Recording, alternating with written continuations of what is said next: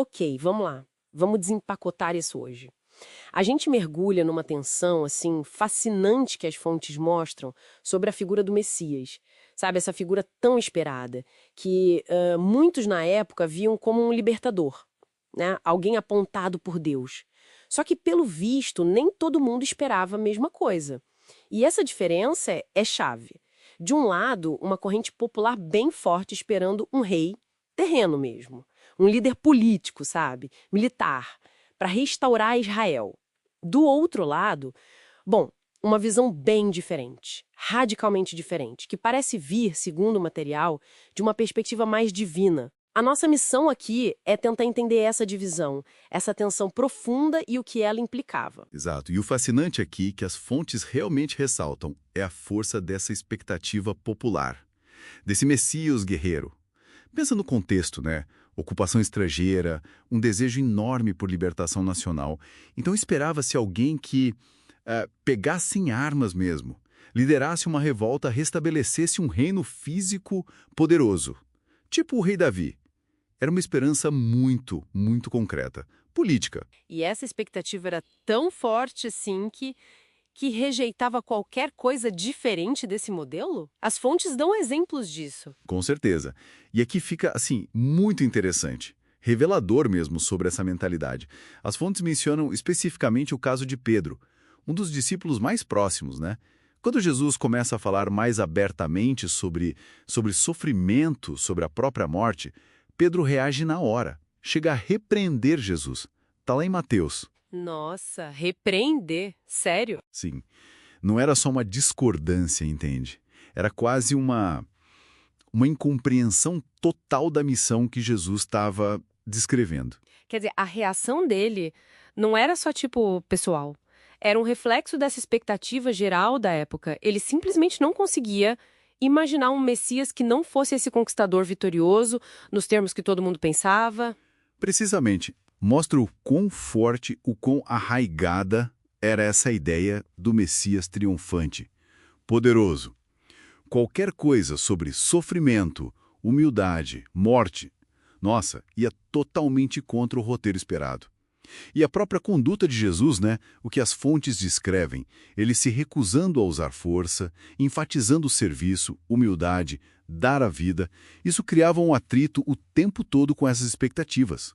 Ele não estava, digamos, cumprindo o papel que muitos imaginavam. Entendi. Então, qual era a alternativa?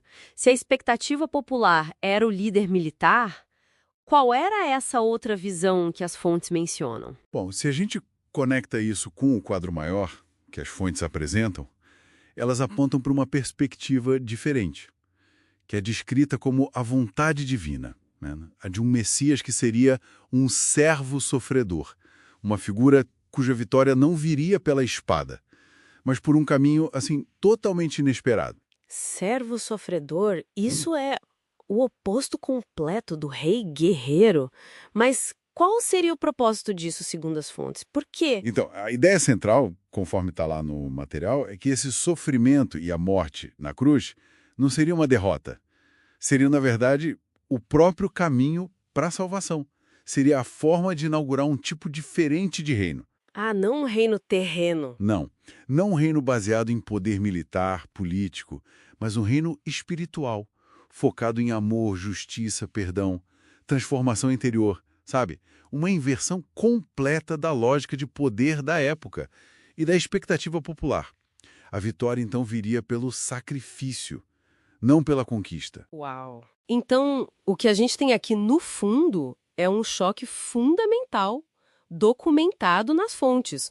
Um conflito claro entre o Messias que o povo desejava, que projetava, o libertador político, o restaurador da nação, e o Messias que, segundo essa perspectiva divina apresentada, estava destinado a ser o servo sofredor, cujo triunfo viria justamente por aquilo que parecia a maior fraqueza, a morte, o sacrifício.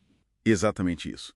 A descoberta-chave aqui não é só que existiam essas duas visões, mas o quão radicalmente diferente, disruptiva mesmo, era essa visão do servo sofredor, principalmente quando comparado com as esperanças populares que dominavam o pensamento da época.